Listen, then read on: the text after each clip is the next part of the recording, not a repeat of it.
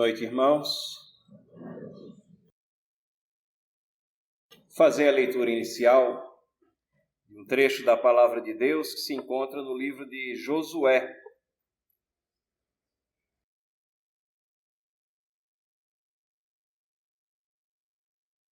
Josué, capítulo 24.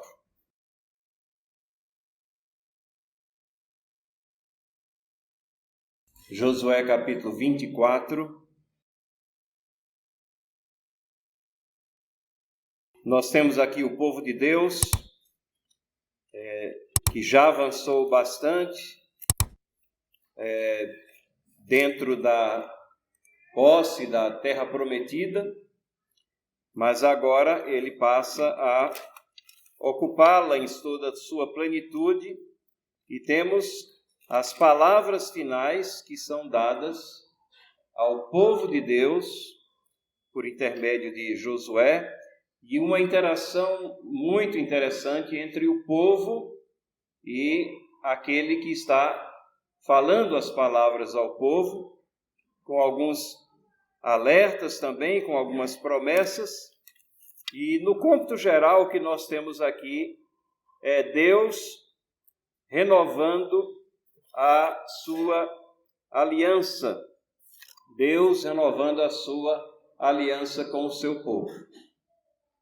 Deus renova a sua aliança com o seu povo nesse trecho, em diversas outras passagens da Bíblia também. Ele faz essa renovação da aliança dentro daquele princípio de que, se nós somos infiéis, Ele permanece fiel, não pode negar-se a si mesmo.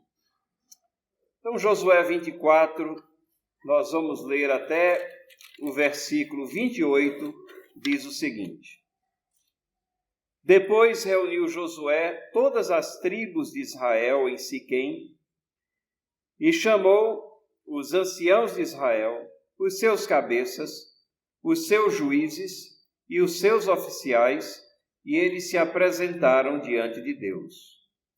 Então Josué disse a todo o povo: Assim diz o Senhor Deus de Israel: Antigamente vossos pais, Terá, pai de Abraão e de Naor, habitaram da além do Eufrates e serviram a outros deuses.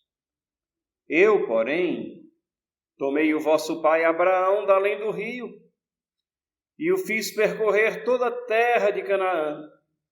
Também lhe multipliquei a descendência e lhe dei Isaque. A Isaque dei a Jacó e Esaú, e a Esaú dei em possessão as montanhas de Seir. Porém, Jacó e seus filhos desceram para o Egito. Então enviei Moisés e Arão e feri o Egito, com o que fiz no meio dele, e depois os tirei de lá. Tirando eu vossos pais do Egito, viestes ao mar. Os egípcios perseguiram a vossos pais com carros e com cavaleiros até o Mar Vermelho. E clamando vossos pais, o Senhor pôs escuridão entre vós e os egípcios, e trouxe o mar sobre estes, e os cobriu, e os vossos olhos viram o que eu fiz no Egito. Então habitastes no deserto por muito tempo. E daí eu vos trouxe à terra dos amorreus, que habitavam da além do Jordão, os quais pelejaram contra vós outros, porém os entreguei nas vossas mãos, e possuístes a sua terra, e os destruí diante de vós. Levantou-se também o rei de Moabe, Balaque, filho de Zippor, e pelejou contra Israel. Mandou chamar a Balaão, filho de Beor, para que vos amaldiçoasse. Porém eu não quis ouvir a Balaão, e ele teve de vos abençoar, e assim vos livrei da sua mão.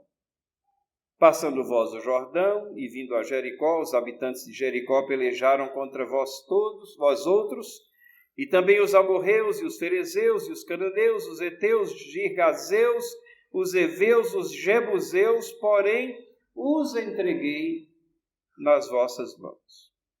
Enviei vespões adiante de vós que os expulsaram da vossa presença, bem como aos 2 reis dos amorreus, e isso não com a tua espada, nem com o teu arco.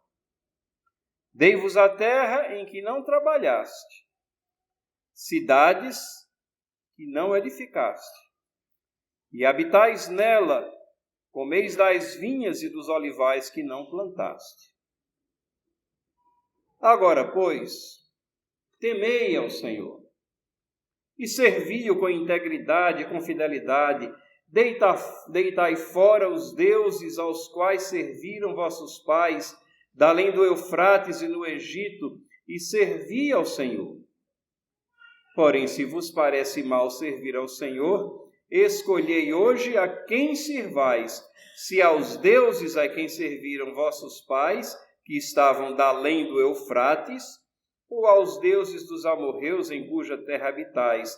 Eu e minha casa serviremos ao Senhor.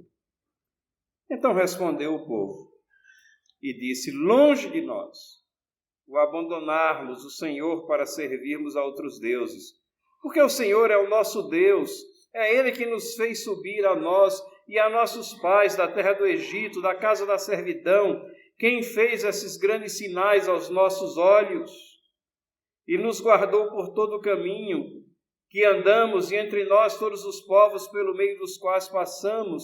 O Senhor expulsou diante de nós todas essas gentes, até o amorreu morador da terra. Portanto, nós também serviremos ao Senhor, pois Ele é o nosso Deus.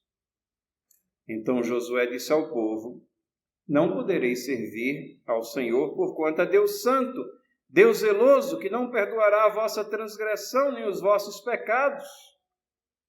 Se deixardes o Senhor e servirdes a deuses estranhos, então se voltará e vos fará mal e vos consumirá, depois de ter feito bem. Josué disse ao povo. Então disse o povo a Josué: não, antes serviremos ao Senhor. E Josué disse ao povo: sois testemunhas contra vós mesmos, de que escolhestes ao Senhor para o servir. E disseram: nós o somos. Deitai, pois, agora fora os deuses estranhos que há no meio de vós. Inclinai o vosso coração ao Senhor Deus de Israel. Disse o povo a Josué: ao Senhor nosso Deus serviremos e obedeceremos a sua voz. Assim, naquele dia, fez Josué aliança com o povo e lhe a pôs por estatuto e direito em Siquém. José escreveu essas palavras no livro da lei de Deus, tomou uma grande pedra e a erigiu ali debaixo do carvalho que estava em lugar santo do Senhor.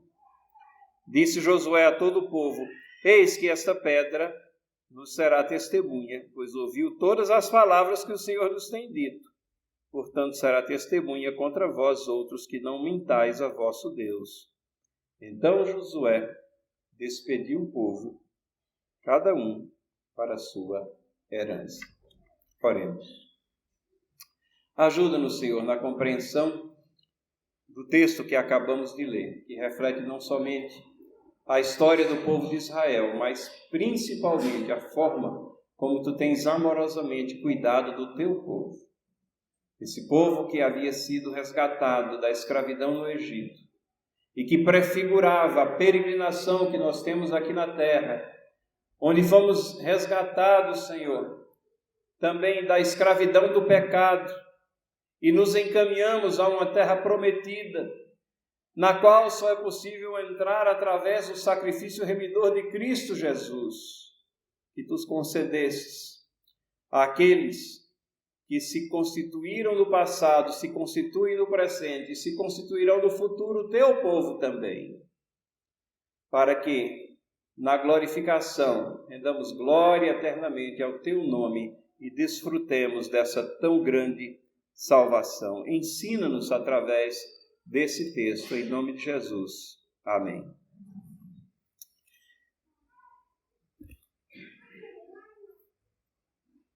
Irmãos e irmãs, acabamos de ler um texto que é um tanto ou quanto longo, né?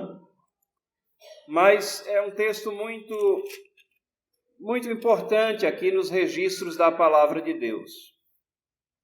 Como eu disse, é Deus reafirmando a aliança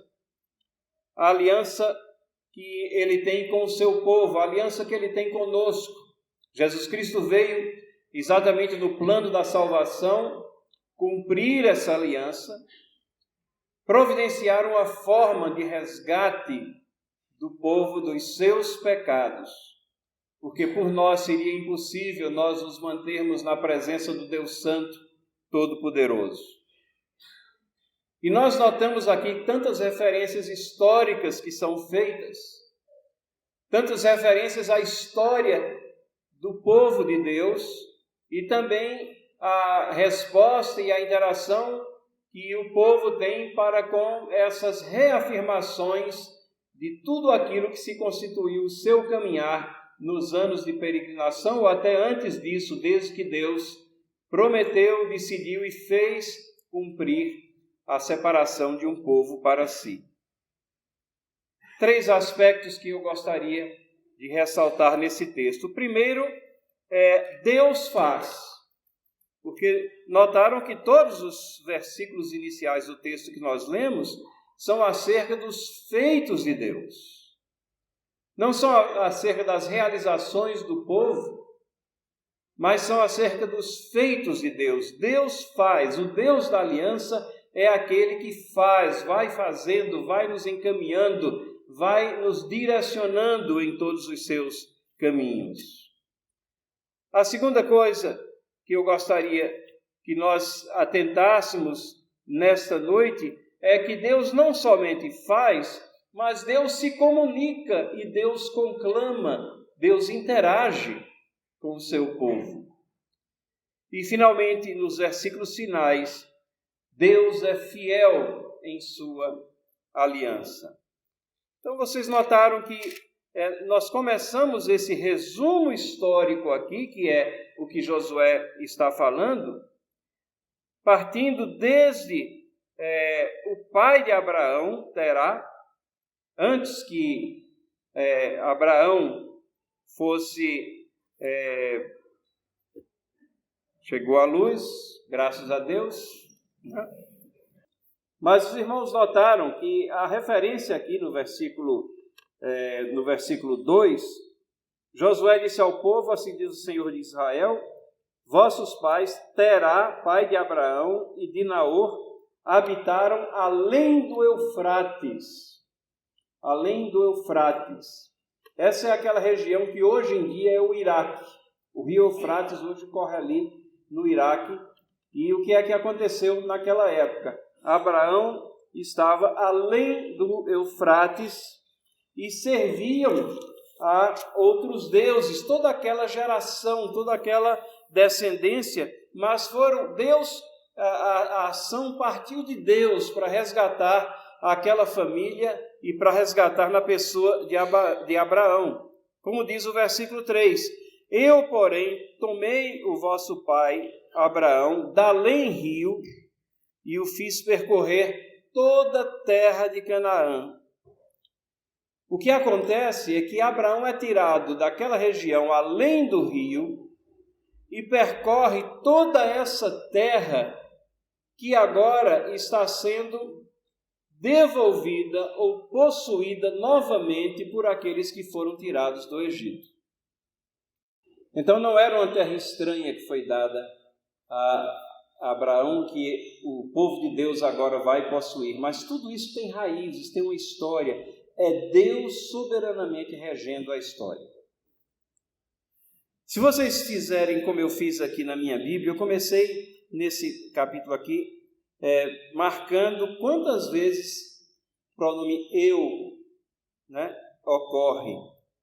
No versículo 3 e vários versículos subsequentes aqui, no versículo 6, no versículo 7, no versículo 8, porque Deus está contando a história do seu ponto de vista e reafirmando ao seu povo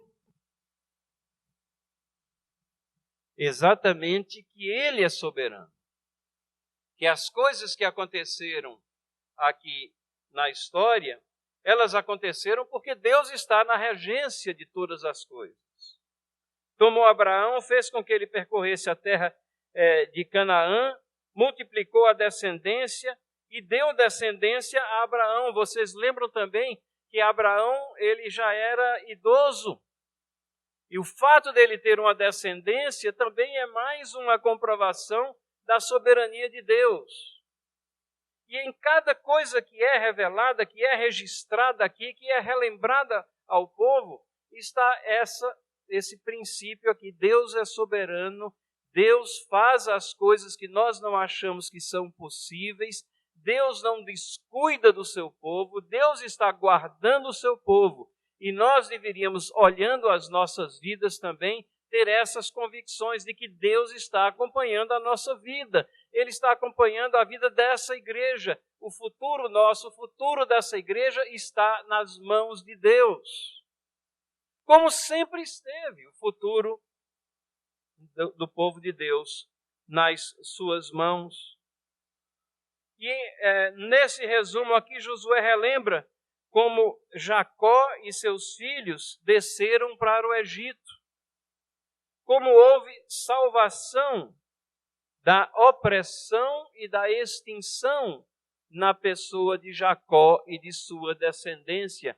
Eles foram levados até aquele lugar onde havia alimentos em suficiência, onde havia o José sido alçado a uma alta posição no governo, com condição de garantir a sobrevivência da sua família, dos seus descendentes, de tal maneira que os hebreus ali se multiplicaram grandemente ali na terra do Egito. O povo de Deus não foi extinto. O plano de Satanás não prevalece. É o plano de Deus que prevalece.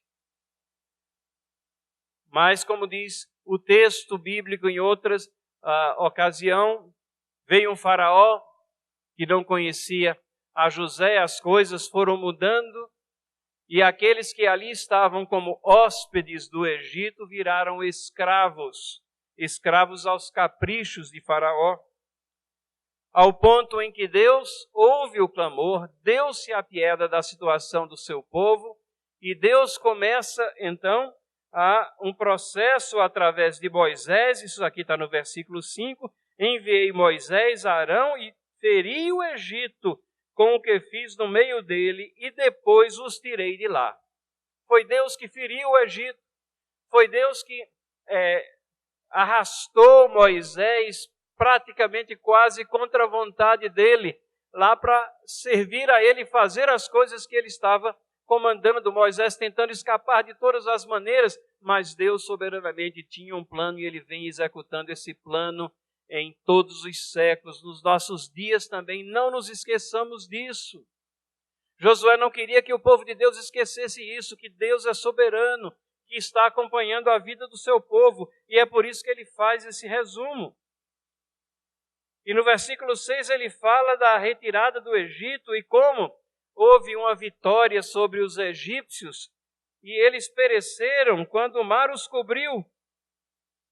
Aqueles que perseguiam o povo de Deus foram resgatados. A salvação da opressão, a salvação das tentativas de extinção do povo de Deus. As portas do inferno não podem subsistir contra o avanço da igreja. É Deus que está no meio da igreja garantindo o seu avanço.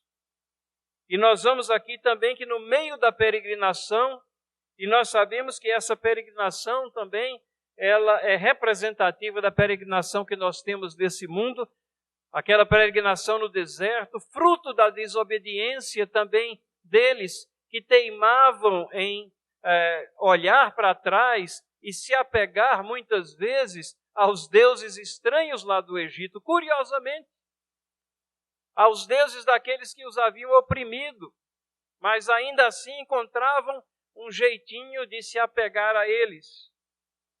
No versículo 7 nós temos aqui que nessa peregrinação de 40 anos, Deus esteve com o povo, clamando vossos pais o Senhor, pôs escuridão entre vós e os egípcios, e trouxe o mar sobre esse e os cobriu, e os vossos olhos viram o que eu fiz no Egito, então habitaste no deserto por muito tempo. Mas Deus estava ali acompanhando, suprindo as necessidades, suprindo o alimento, alumiando o caminho e fazendo com que eles estivessem ali protegidos. Então Deus, na sua aliança, não é apenas o Deus que salva, mas o Deus que acompanha e o Deus que é vitorioso. A partir do versículo 8, começa uma série de registros aqui das vitórias do povo de Deus. E são vitórias, são batalhas enormes, ferozes. A vida desse mundo nunca foi fácil e não há promessas de que ela será fácil nos nossos dias. No mundo tereis aflições, é o que nós aprendemos. Mas a vitória de Deus, se Deus é por nós, quem será contra nós? É isso que Josué está relembrando ao povo aqui. E falando aqui como porta-voz de Deus, veja, ele diz, daí eu vos trouxe a terra dos amorreus, e depois levantou-se também o rei de Moabe. Agora, quem trouxe? Deus, ele diz, eu vos trouxe a terra dos amorreus. Essas batalhas não estão fora do controle de Deus. Deus não está reagindo a um plano B ou C, não, ele está cumprindo o seu plano exatamente da forma como ele o arquitetou. E ele fala aqui desse confronto com os amorreus, ele fala também do confronto com o rei de Moabe, Balaque, e fala como Balaque tentou cooptar um falso profeta, Balaão, que era movido à ganância, movido a dinheiro, como nós temos também vários nos nossos dias também, a história se repete, a natureza humana é a mesma, e a ideia aqui é que ele viesse a amaldiçoar o povo de Deus. Versículo 10, no entanto, diz, porém eu não quis ouvir a Balaão, e ele teve que vos abençoar. Não são somente as vidas do povo de Deus que estão nas mãos de Deus, mas a vida de todos. A vida do rei, a vida dos súditos, dos servos, a vida dos governantes, a história como um todo, é Deus regendo a história. Eu não quis ouvir a Balaão, e ele teve de vos abençoar, e assim vos livrei da sua mão. Passando vós o Jordão, isso já se aproximando aqui da terra prometida, tiveram confronto com os habitantes de Jericó e com todos esses povos aqui que foram relacionados também, amorreus, ferezeus, cananeus, heteus, girgazeus, heveus, jebuseus, nomes estranhos para nós, mas certamente nomes que falavam muito fundo àqueles que estavam ouvindo essas palavras, porque eles haviam participado dessas batalhas, haviam testemunhado, haviam sofrido as agruras da batalha. Mas note o final do versículo 11. Porém, os entreguei nas vossas mãos. E ele adiciona a forma milagrosa. Enviei os vespões diante de vós, que os expulsaram da vossa presença, bem como aos dois reis dos amorreus, e isso não com a tua espada, nem com o teu arco. Não é pelas nossas forças que nós conseguimos vitória nesse mundo tenebroso. A nossa luta é contra principados, potestades, contra as hostes das trevas, e somente Deus Todo-Poderoso é que pode nos encaminhar nesses percursos tenebrosos aqui dessa existência. E é Ele que livra, e não é a nossa espada, não é o nosso arco. E no versículo 13 diz assim, dei-vos a terra que não trabalhaste, cidades que não edificaste, e habitais nela, comeis das vinhas dos olivais que não plantastes. O povo de Deus, então, não tinha nada de que se gloriar. O povo de Deus não poderia nem dizer, não, tudo isso aqui que nós estamos desfrutando é fruto do nosso trabalho. Nem isso. Eles estavam adentrando uma terra prometida para que eles pudessem habitar, constituir uma nação uma nação que seria a que levaria as coisas de forma estruturada, com uma legislação civil muito bem trabalhada, porque procedeu do próprio Deus, com uma legislação cerimonial e religiosa, para que apontasse sempre para o Messias que havia de vir e para que sempre revelasse a pecaminosidade nata que cada um de nós tem em si. Uma nação que recebe a luz da lei moral de Deus, para que eleve bem alto esses padrões de justiça, santidade, e tenha com bastante clareza as obrigações que nós temos para com Deus e para com nossos semelhantes. E tudo isso vindo das mãos de Deus é bênção em cima de bênçãos. Numa vida, numa existência, onde existem sim problemas, a Bíblia é realista, ela não nega os problemas. A peregrinação foi uma peregrinação dura por muito tempo, 40 anos. As batalhas foram batalhas, confrontos reais, a inimizade, as barreiras que se colocavam à frente do adentrar a terra prometida eram reais, mas nem por isso deixaram de ser vencidas, porque Deus estava na frente. Então é Deus que faz. Deus faz. E nessa hora, nessa ocasião de renovação da aliança que Josué faz com o povo, nesse momento solene em que ele conclama todo mundo e profere essas palavras. As palavras, elas são principalmente direcionadas a impressionar a mente e o coração dos seus ouvintes. Deus fez tudo aquilo que ele trouxe aqui. E a nós também é essa lição. É Deus que está acompanhando as nossas vidas, é Deus que nos trouxe aqui, é Deus que nos concede a dádiva da sua palavra. É Deus que nos dá o privilégio de termos uma igreja onde nos congregarmos, pastores que nos ensinam a palavra de Deus, ocasiões de serviço, de demonstrar que prezamos a Deus e agradecemos a Deus e nos colocamos de joelho perante Deus pelas coisas que Ele fez, pelas coisas que Ele faz e pelas coisas que Ele certamente fará. Deus faz. No versículo 14 em diante, nós temos então, Deus se comunica e conclama. Deus faz, e esse Deus que se comunica e conclama, porque agora não é apenas um relato histórico que nós lemos, mas é uma comunicação intensa, é uma interação com o povo que nós temos aqui a partir do verso 14. E notem, Josué diz, agora pois, considerando tudo aquilo que eu resumi aqui, isso é um resumo bastante comprimido de tudo aquilo que Deus fez na vida do povo.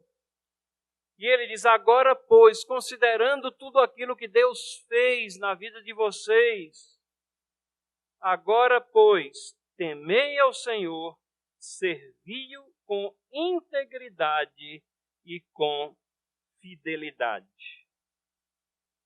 Integridade e fidelidade.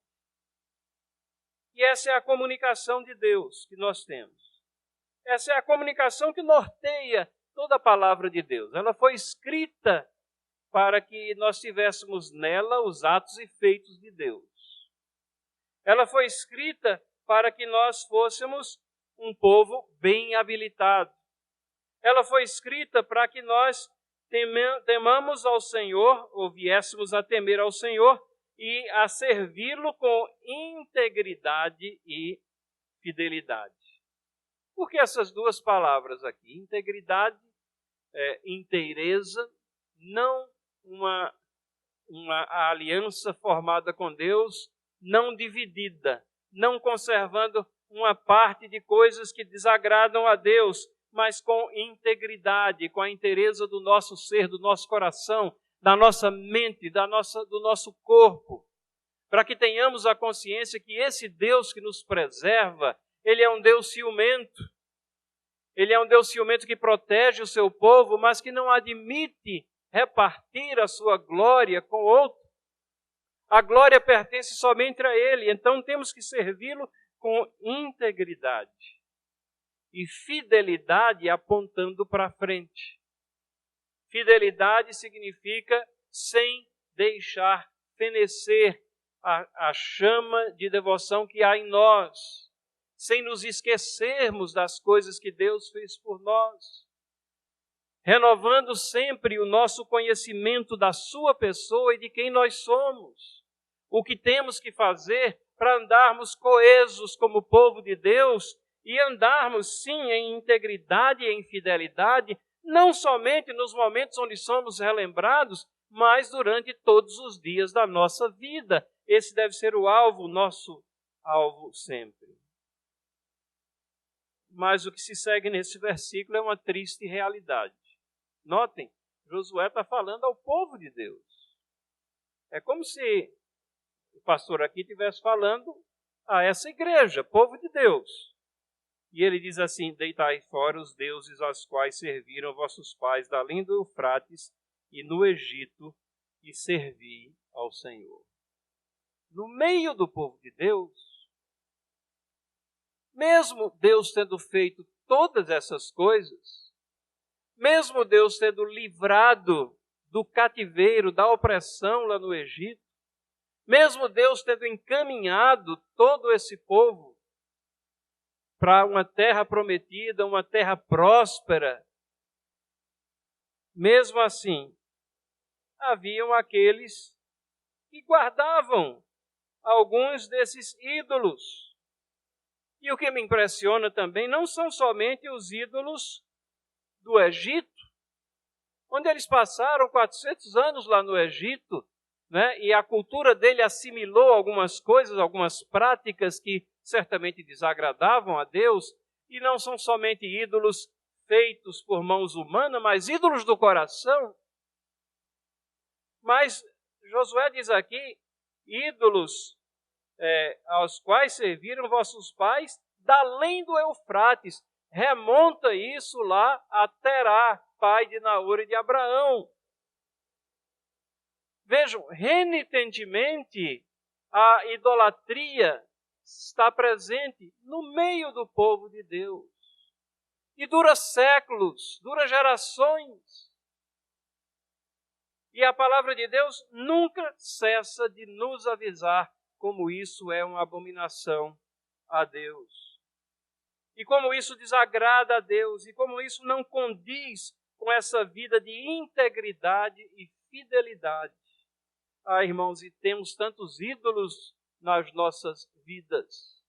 Se fizermos uma avaliação e formos honestos, coisas que nós não estamos dispostos a abrir mão e queremos ter a devoção a Deus e queremos que Deus seja o nosso Deus e queremos estar aqui na presença de Deus e cultuar a Deus e louvar a Deus, mas existem certas partes da nossa vida que nós não queremos que Deus mexa ali. Deixa o pecado estar tão confortável lá dentro. A palavra que vem de Deus é: agora, pois, temei ao Senhor e servi-o com integridade, com fidelidade, e deitai fora os deuses aos quais serviram vossos pais da além do Eufrates e no Egito. E ele coloca essa coisa muito claramente para o povo, que é essa mesma visão que nós temos e essa mesma situação que nós confrontamos. Se vocês acham que não é bem assim, se vocês acham que é uma coisa ruim servir a Deus, se você está enfadado com as coisas de Deus, você escolhe a quem serve. Mas não se engane a si mesmo. Escolhei a quem servais, se aos deuses a quem serviram vossos pais, que estavam da além de Eufrates, ou aos deuses dos amorreus em cuja terra habitais. Vejam, eram deuses dos ancestrais, deuses do passado imediato e deuses do presente. Eles haviam interagido aqui com os amorreus e já haviam absorvido alguma idolatria dessas novas culturas com as quais eles tinham tido confronto.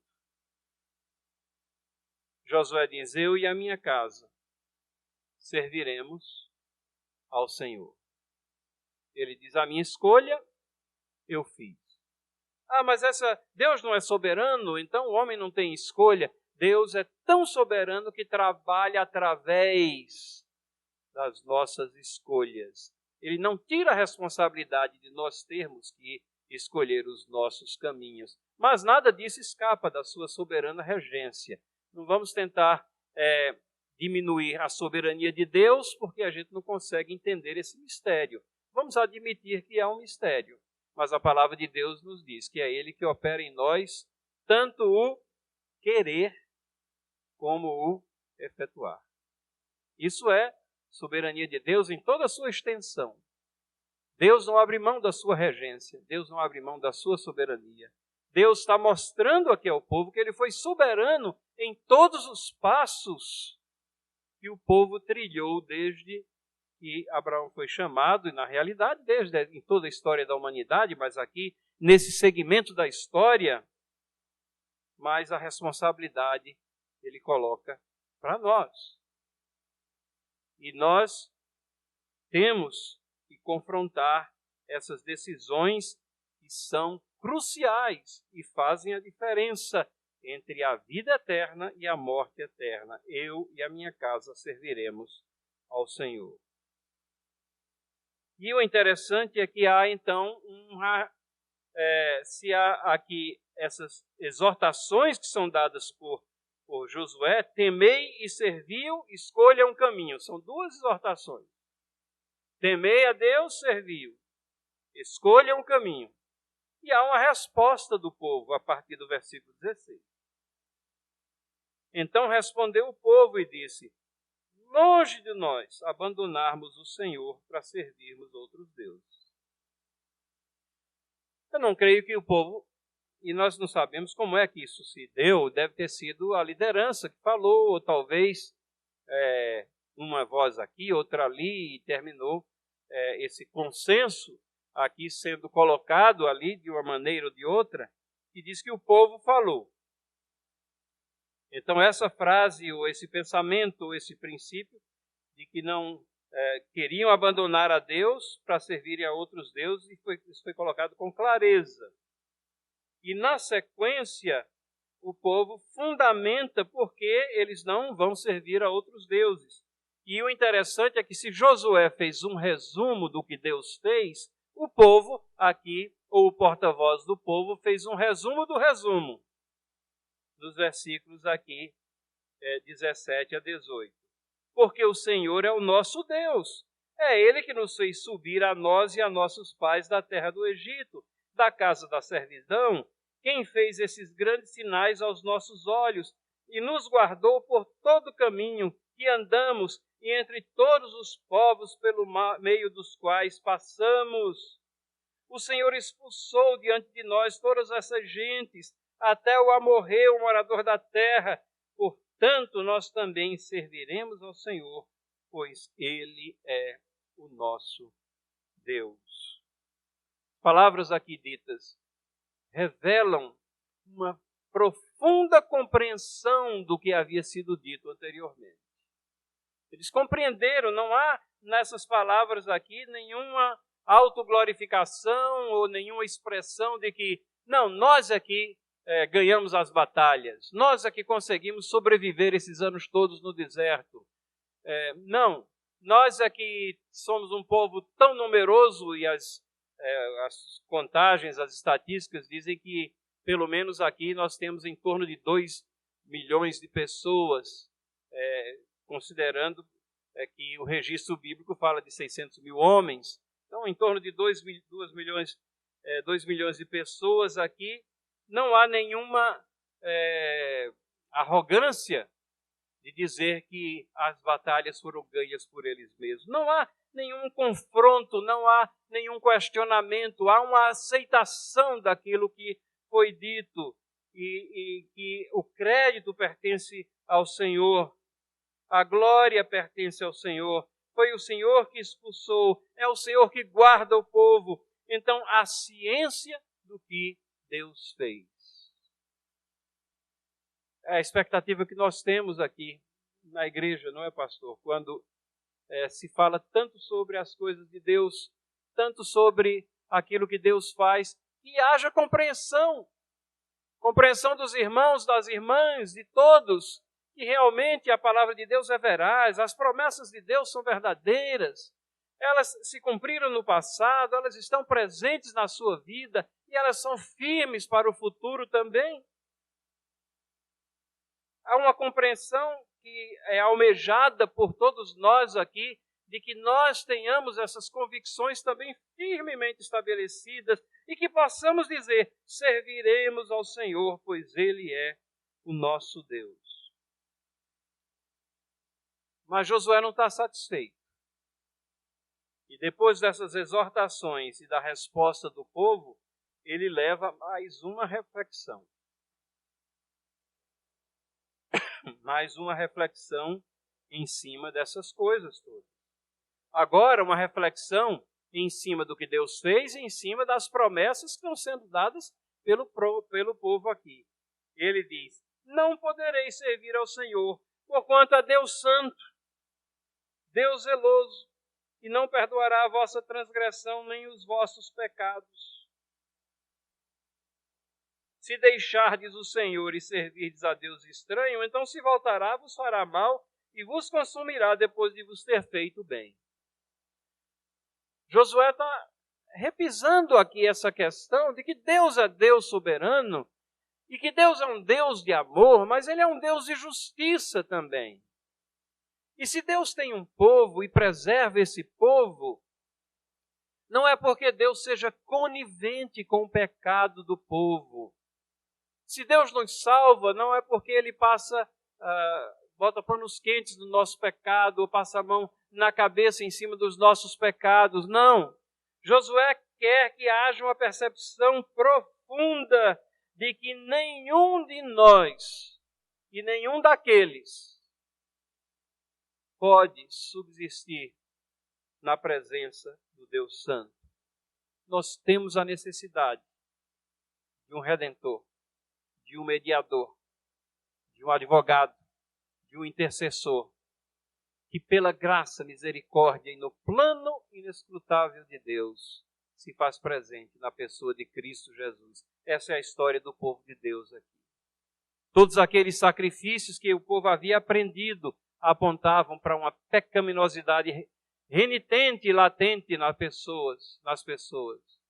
Apontavam para a necessidade de um sacrifício maior, perfeito, que eliminaria todos esses sacrifícios anteriores e que faria com que nós hoje estivéssemos presentes aqui sem essa necessidade de estarmos fazendo e cumprindo aquela lei cerimonial e fazendo os sacrifícios daquela maneira como era feito, porque o sacrifício maior já foi feito na pessoa de Cristo.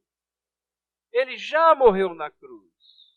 Ele já pagou os nossos pecados. E é só por isso que nós podemos entrar com ousadia na presença de Deus, escudados na justiça de Cristo.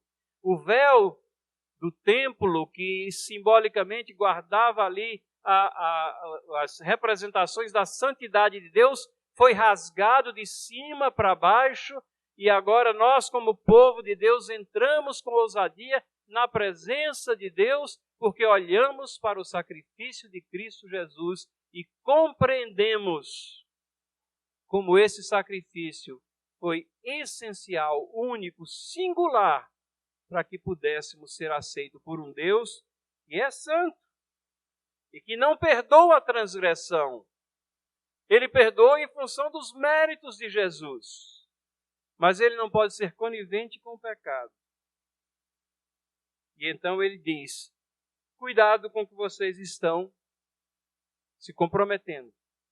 Cuidado com o que estão falando. E ele provoca essa reflexão e ele aponta para essa necessidade do Messias, de um Salvador, daquele que completará essa obra. E o povo responde no versículo 21 com uma reafirmação. Então disse o povo a Josué, não, antes serviremos ao Senhor. E Josué volta com uma confirmação. Josué disse ao povo: sois testemunhas contra vós mesmos de que escolhestes ao Senhor para o servir. E disseram: nós somos. Então nós vemos aqui firmeza, convicção, como nós deveríamos também tomar esses passos com firmeza, com convicção. Hoje pela manhã nós tivemos a gloriosa experiência como conselho da igreja de examinar pessoas que estão prestes a serem recebidas como membros na igreja, como é bom observarmos pessoas que estão se achegando ao nosso meio, que têm essa firmeza, essa convicção da sua fé. Não, nós vamos servir ao Senhor. Nós sabemos que não somos perfeitos, mas vamos procurar servir ao Senhor. E vamos abandonar as coisas que desagradam a Deus. E é isso que Josué diz no versículo 23. Deitai, pois, agora fora os deuses estranhos que há no meio de vós, inclinai o vosso coração ao Senhor de Israel. E mais uma vez agora o povo fala. E disse o povo a Josué: ao Senhor nosso Deus serviremos e obedeceremos a sua voz. Ah, irmãos e irmãs, como seria bom e como é bom quando podemos dizer essas mesmas palavras. Ao Senhor nosso Deus serviremos e obedeceremos a sua voz.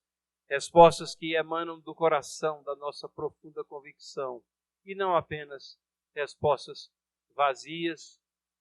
Nós não temos nada que seja politicamente correto dentro da igreja, nós queremos estar firmados dentro da verdade.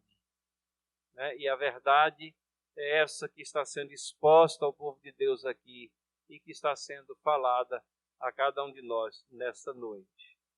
Isso nos leva até os versículos finais, 25 a 28, que mostra que Deus é fiel na sua aliança. O Deus que faz, o Deus que se comunica e conclama, é o Deus fiel em sua aliança. E Ele renova a aliança.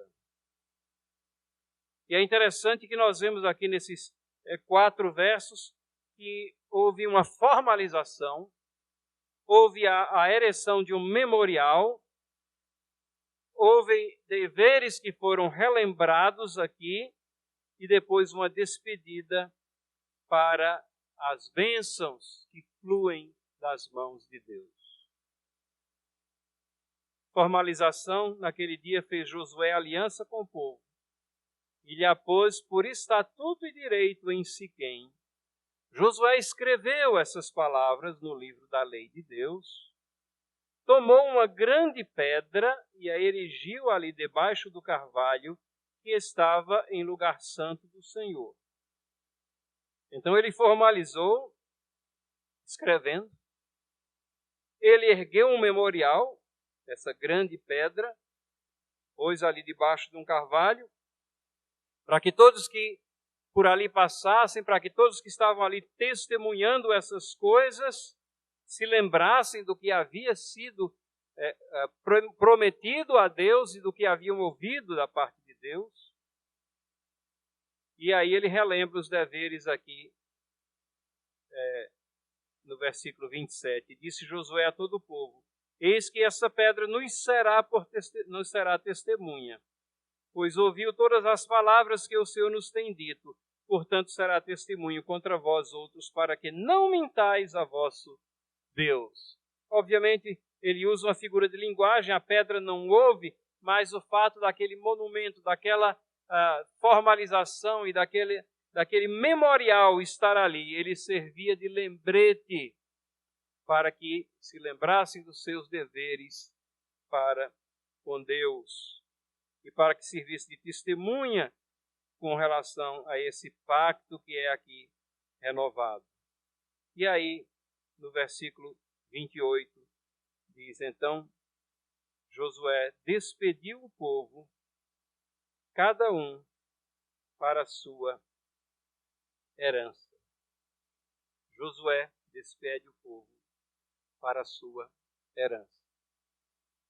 Vão em paz. Se apropriem das bênçãos de Deus que têm sido derramadas por suas vidas. Essa é a herança que Deus lhes dá aqui e que não é nada comparada com a herança eterna que nós temos e principalmente com a reconciliação feita por intermédio do sacrifício de Cristo Jesus, pela reconciliação que nós temos com o Deus Todo-Poderoso, Soberano, Santo do Universo. Os versículos finais aqui, eles registram historicamente o que aconteceu. A morte de Josué, no versículo 29, faleceu com a idade de 110 anos, sepultaram num pedaço de terra que era a herança dele. O testemunho que ele deixou no versículo 31, serviu, pois, Israel ao Senhor todos os dias de Josué e todos os dias dos anciãos, que ainda sobreviveram por muito tempo depois de Josué. E essa afirmação aqui é muito importante, que sabiam todas as obras feitas pelo Senhor a Israel.